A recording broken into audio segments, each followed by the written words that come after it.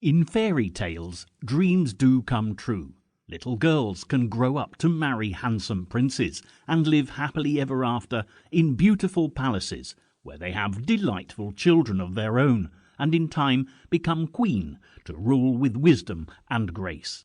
But in real life, even when it appears a fairy tale is being played out in the full glare of our modern media age, things never seem to go quite to plan. There are few places in the world today where you can still find princes and princesses, or for that matter, kings and queens. But the thousands of visitors who travel to London each year come face to face with royal palaces and a history of succession that dates right back to the Dark Ages. However, in the late summer of 1997, people from all over the world gathered in London in a state of utter shock and disbelief as the most publicised fairy tale of the 20th century came to an abrupt and tragic end.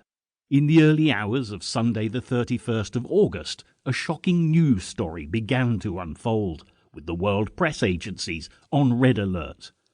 Shortly after midnight, Diana, Princess of Wales, left the Ritz Hotel in Paris and got into a waiting Mercedes with her companion, Dodi Al-Fayed.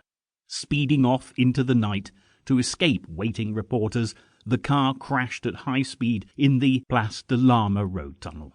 The driver and Dodi died instantly, but the emergency services arrived to find Diana alive, although seriously injured. At the nearby hospital, a team of doctors did all they could, but to no avail, and the princess who should, if fairy tales are to be believed, have lived happily ever after, died at the tragically young age of 36 at 4 a.m. Paris time. As the people of Britain awoke to hear the terrible news in the early morning bulletins, the sense of loss was palpable across the nation, and within hours floral tributes began to appear at the gates of Kensington Palace, creating a carpet of colour the like of which had never been seen before.